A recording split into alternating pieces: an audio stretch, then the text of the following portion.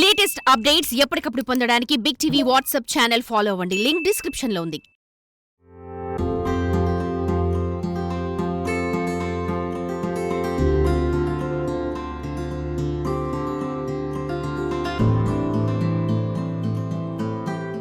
కృష్ణా జిల్లా మచిలీపట్నంలో చిలకలపూడి పాండురంగ స్వామి వారి బ్రహ్మోత్సవాలు అంగరంగ వైభవంగా జరిగాయి. సుమారు 45 ఏళ్ల తర్వాత 2014లో పునః ప్రారంభించిన ఈ బ్రహ్మోత్సవాలు ఈ ఏడాది కూడా పెద్ద ఎత్తున జరిపారు. ఈ కార్యక్రమంలో బందరువాసులు అధిక సంఖ్యలో పాల్గొన్నారు. కార్తీక శుద్ధ ఏకాదశి మహోత్సవాల్లో భాగంగా 3వ రోజైన బుధవారం రాత్రి స్వామివారి రథోత్సవాన్ని మచిలీపట్నం పురవీధుల్లో కన్నుల పండుగగా నిర్వహించారు.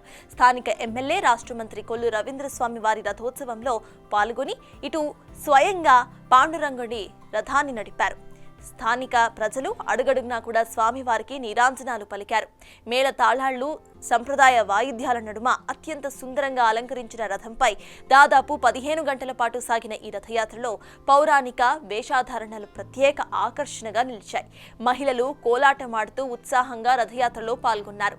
ప్రజలంతా కూడా భక్తిభావంతో మెలగాలని, ఆ పాండురంగ విఠల్ కరుణకు కృపాపాత్రులై కావాలని మంత్రి కొల్లు రవీంద్ర కోరారు. పౌర్ణమి రోజు వేడుకలు అత్యంత ఘనంగా నిర్వహిస్తామని మంత్రి తెలిపారు.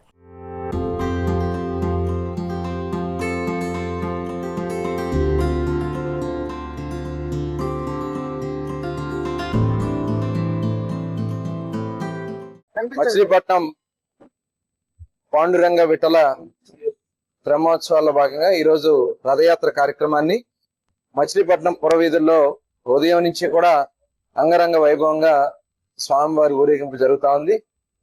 మరి దాదాపు 10 గంటల పైనే మరి రథయాత్ర కొనసాగడం, ఇంకా మళ్ళీ దేవాలయం చేరుకోవడానికి మరొక 5-6 గంటలు పట్టే పరిస్థితి ఉంది.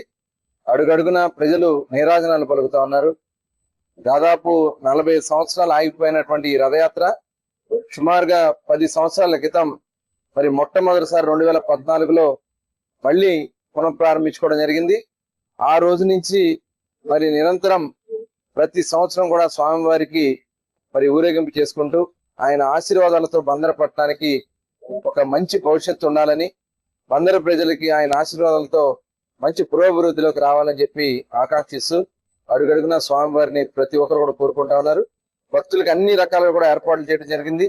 అలాగే రేపు 15వ తారీఖు జరిగే పౌర్ణమి స్నానానికి కూడా ప్రభుత్వ పరంగా అన్ని కూడా లాంఛనాలతో అక్కడ కార్యక్రమాలు చేసుకోవడం కూడా జరుగుతుంది. కాబట్టి భక్తులు మరి ఇంత పెద్ద ఎత్తున రావడం మరి స్వామివారి ఆశీర్వాదాలు మనస్ఫూర్తిగా కోరుకుంటూ మరొకసారి పాండురంగ విఠలకి మా నిజమైనటువంటి స్వామివారికి మా ఆయన ఆశీర్వాదాలు కావాలని కోరుకుంటూ జై పాండురంగ విఠల.